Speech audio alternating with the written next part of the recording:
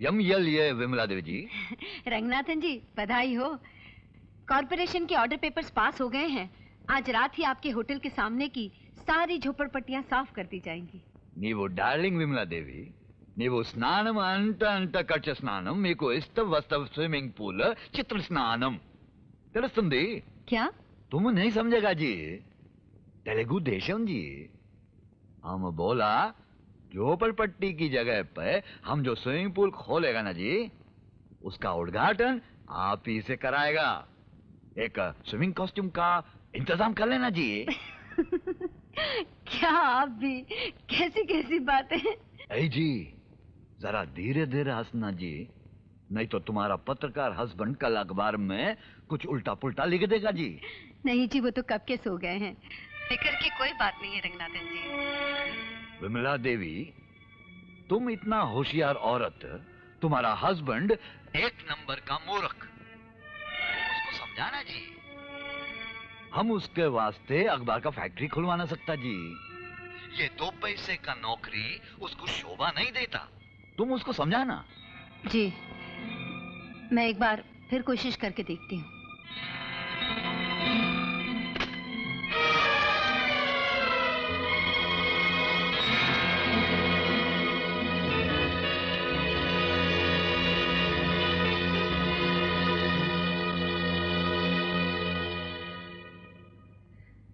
ओ अमृत, अब भी वक्त है अमृत। तुम उनसे दोस्ती कर लो, एक अपना अच्छा सा शानदार सा अखबार निकालो, खुद मालिक बनकर बैठो अमृत, खुद। गद्दारों के हाथों देश को बेचकर खुद को मालिक समझने की भूल तुम कर सकती हो विमला देवी, मैं नहीं।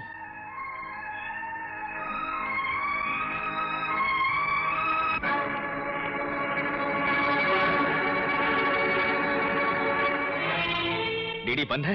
किस जुर्म में? जुर्म उसका सिर्फ इतना था कि उसने दीनानाथ की जान बचाई थी। कानून पर व्यंग करना छोड़ दो मिर्जा।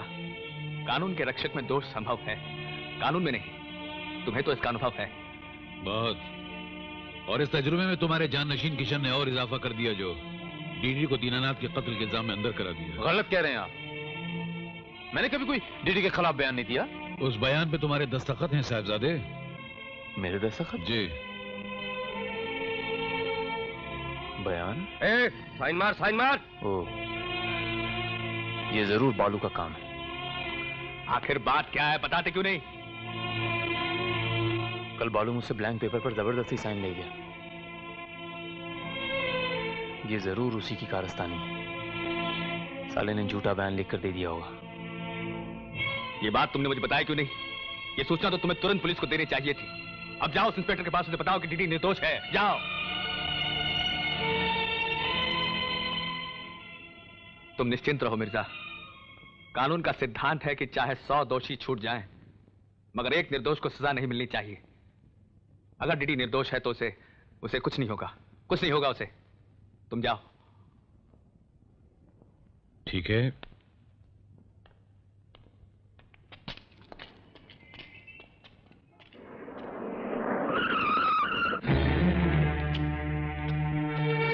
ए बुड्ढे, लॉकअप से छूटने के बाद तूने अगर डीडी को अपना लकड़ा मिल में रखा तो तेरे साथ साथ इस बच्ची को भी ऊपर पहुंचा दूंगा, समझा?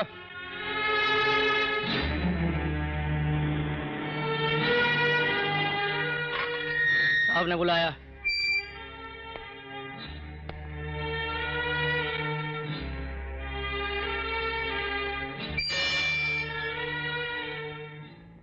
सॉरी मिस्टर डीडी, गुंडागर्दी बालू ने की और परेशानी आपको उठानी पड़ी, लेकिन मिस्टर केके ने पूरा बयान दे दिया है।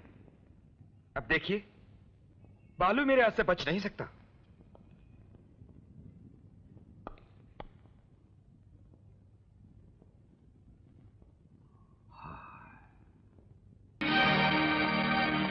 चले बीड़ू, बैठ, चालू करो, गेम चालू करो। चलो, तू क्या देख रहा है? बैठ, चालू कर, चल।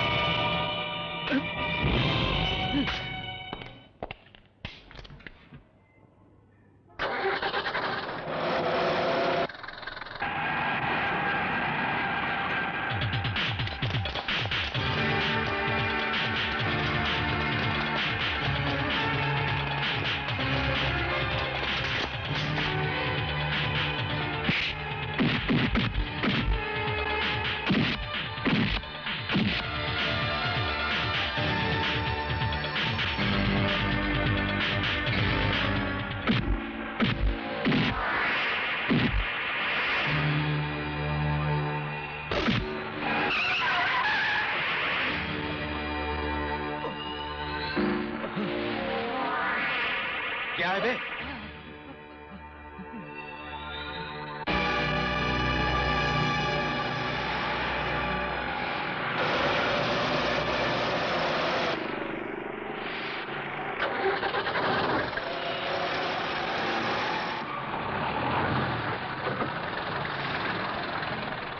किशन, हाँ?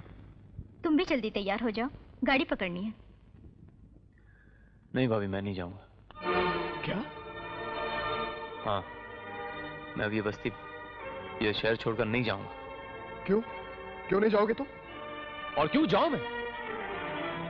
सिर्फ इसलिए कि यहां पर बालू और उसके चंद गुंडे रहते हैं? सिर्फ इसलिए कि यहां पर कालिका और रंगनाथन जैसे गुंडों का राज है? और बाय द वे भैया, जहां आप जा रहे हैं वहां पर कालिका और बालू जैसे गुंडे नहीं होंगे? वहां पर गुंडागर्दी नहीं होगी? सारे देश पर इन्हीं गुंडों का राज है। अगर बुजुर्गों की तरह यूं ही भागते रहे तो सारी जमीन भी कम पड़ेगी एक दिन हमें। तुम ये कहना चाहते हो कि मैं बुज़दिल हूं? हाँ, बुज़दिल हैं आप।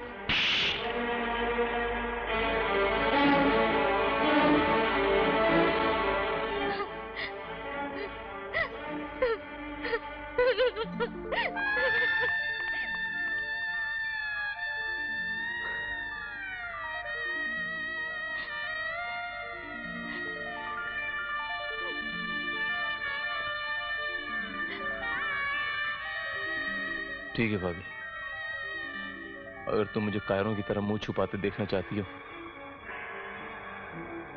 तो मैं तुम्हारे साथ चलने को तैयार हूं। नहीं किशन, शायद तुम ठीक कह रहे हो। मैं भी तो तुम्हारी कायरता सहन नहीं कर पाऊंगी। शारदा, जल्दी चलो, गाड़ी का समय हो गया है। एक बात हमेशा याद रखना किशन, कि माँ जैसी भाभी और बाप जैसा भाई हमेशा तुम्हारे लिए बेचैन रहेंगे।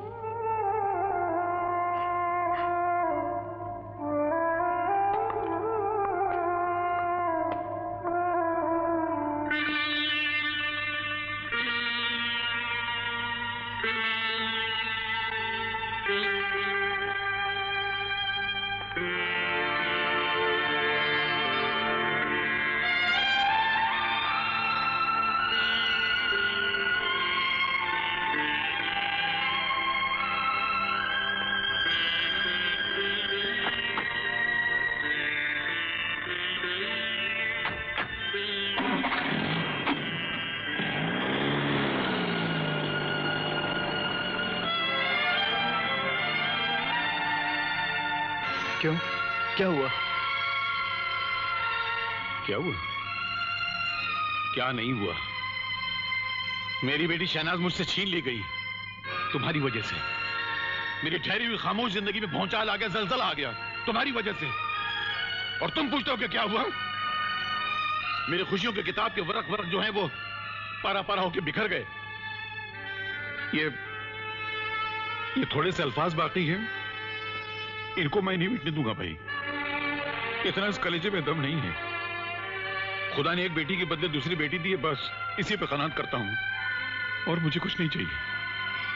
इसलिए ये समझो कि आज तो तुम्हारा मेरा वास्ता खत्म। यहां कभी मत आना।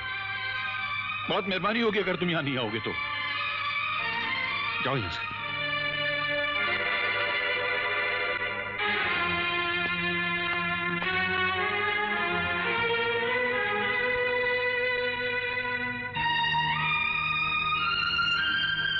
अब्बू, आप 5 वक्त की नमाज पढ़ते हैं ना? हाँ बेटे। इसीलिए आपके माथे पर ये निशान है ना? हाँ इसीलिए बेटा। आप कहते हैं कि अल्लाह के सिवा और किसी के सामने नहीं झुकना चाहिए ना? बेशक खुदा के सिवा किसी और के सामने नहीं झुकना चाहिए। आप और ये भी कहते हैं कि अल्लाह के सिवा और किसी से भी नहीं डरना चाहिए ना? बेशक। तो फिर आपने मेरे पापा को क्यों घर से निकाल दिया? बोलिए, क्यों निकाल दिया आपने मेरे पापा को? आप उस गुंडे से डरते हैं क्या? आप क्यों नमाज पढ़ते हैं? अब्बू, जिंदगी देने वाला तो अल्लाह है, तो वो गुंडा क्या कर लेगा? आप शायद भूल रहे हैं अब्बू कि अल्लाह ही सबसे बड़ा है। बेशक मेरी बच्ची, अल्लाह सबसे बड़ा है।